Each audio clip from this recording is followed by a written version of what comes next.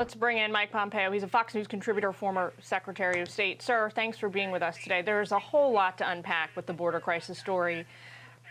Let's start here today. You've been a policymaker at the senior-most level of the United States government.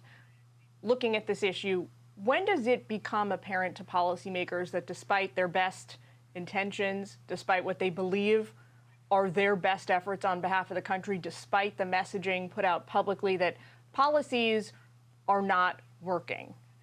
I ask because is there ever a moment of truth that you're confronted with that kind of information by your own staff? It seems like there is no room left, at least in the U.S. government, for that kind of thinking. Jillian, they most certainly know what's going on. The statement from the White House podium yesterday was nothing short of a lie.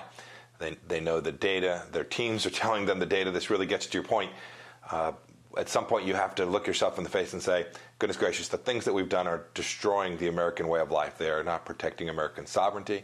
They're going to get communities all across America destroyed as a result of the fentanyl that's coming across, and you have to begin to feel that.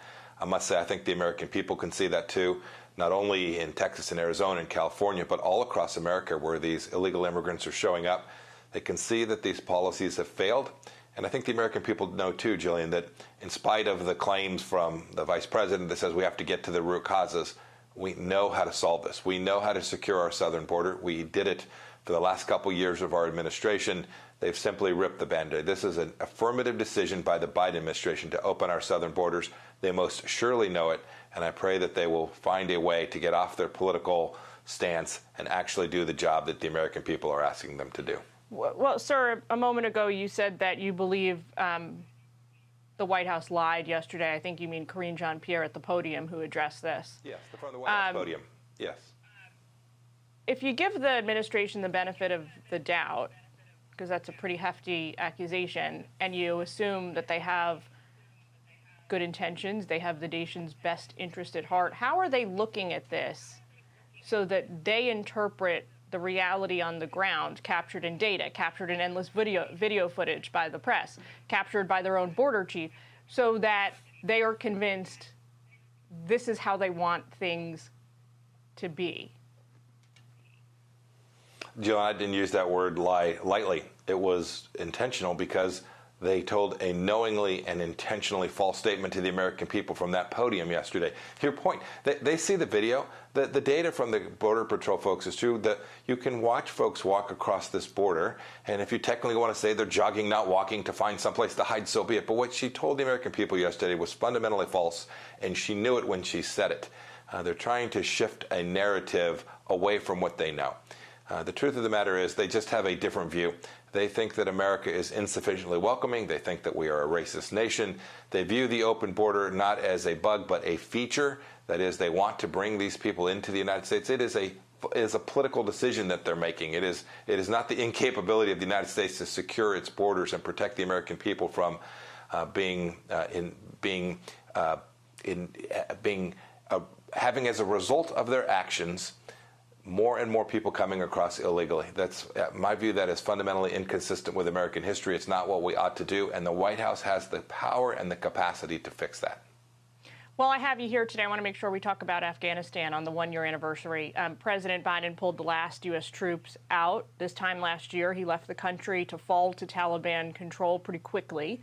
Some profoundly sad statistics on the war. 20 years, an estimated cost of over $1 trillion, 2,400 American service members killed, 20,000 more on top of that wounded. Tragedy striking just days before those last U.S. forces were evacuated when 13 service members were killed as a suicide bomber detonated an explosive device near the Afghan International Airport checkpoint. Among those victims, 31-year-old Taylor Hoover and 23-year-old Ryan Naus. Their families filled with grief and outrage a year later. They're calling for President Biden to acknowledge what they call his mistake. Listen to this. I'm infuriated that up to this point, nothing, no responsibility, no accountability has been taken for the, let's face it, the botched way that this occurred. It was not a success if we lost lives. especially our military. It is a gut punch to every one of us to hear our president say, hey, this was great. Sir, I asked Senator Joni Ernst about this yesterday. I want to ask you now. A White House national security source told me that an outside independent investigation into what happened at Abbey Gate found that no matter what the administration had done a year ago, the deaths of those 13 service members could not have been prevented. Do you think that's true? And what does that claim actually mean? I don't know. I don't know what's in some report. But preventable, yes. Jillian, we were talking about when policy meets reality. We wanted to get everybody out in the Trump administration, too. That was no secret. We wanted to bring our young men and women home from Afghanistan. But we never did the things that President Biden did, right? He walked away from the conditions-based withdrawal that President Trump and I had put together. He walked away from the central thesis that there were still things that mattered to America there, including making sure that we got every American out and every American out alive. He set this political date. He set a date certain, and when he did that, he increased the probability that an attack like happened at Abbey Gate could happen. He should acknowledge that this didn't go well. He should admit that there were mistakes in the way that we withdrew, and we should all mourn the loss of those 13 lives and understand that we can do better as an American nation. We wanted to get everyone out. We never got the conditions right, and President Trump never made the decision that President Biden did to put at risk our American kids in the way that President Biden did. Secretary of State Pompeo, we got to thank you for being with us today. Got to leave it there. Thank you for your time. Jillian, thank you, ma'am. You bet.